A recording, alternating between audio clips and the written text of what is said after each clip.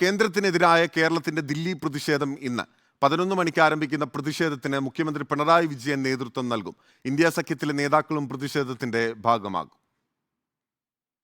VS സർക്കാരിന്റെ കാലത്താണ് അവസാനമായി ദില്ലിയിൽ കേരളം കേന്ദ്രത്തിനെതിരെ പ്രതിഷേധിക്കുന്നത്. സംസ്ഥാനത്തിന് അർഹതപ്പെട്ടത് നേടിയെടുക്കാൻ നടത്തുന്ന ഇന്നത്തെ സമരം രാജ്യവ്യാപകമായി ചർച്ചയാക്കാനാണ് കേരളത്തിന്റെ നീക്കം. BJP ഇതര സംസ്ഥാനങ്ങളോട് കേന്ദ്രം കാണിക്കുന്നത് കടുത്ത അവഗണനയെന്നാണ് കേരളം ആരോപിക്കുന്നത്. കേന്ദ്രം ഭരിക്കുന്ന BJPയുടെ നേതൃത്വത്തിലുള്ള ഗവൺമെൻറ് തങ്ങളുടേതല്ലാത്ത എല്ലാ ഗവൺമെൻറ്റുകളോടും ഒരു കടുത്ത അനീതിയാണ് കാണിച്ചുകൊണ്ടിരിക്കുന്നത്.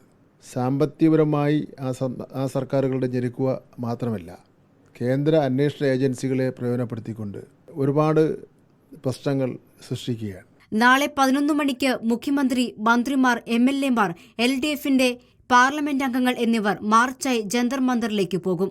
ദില്ലിയിലെ വിവിധ മലയാളി സംഘടനകൾ ജന്തർ മന്ദറിലെത്തും.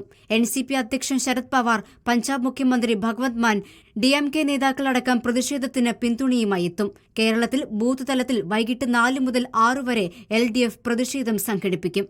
റിപ്പോർട്ടർ, ദില്ലി.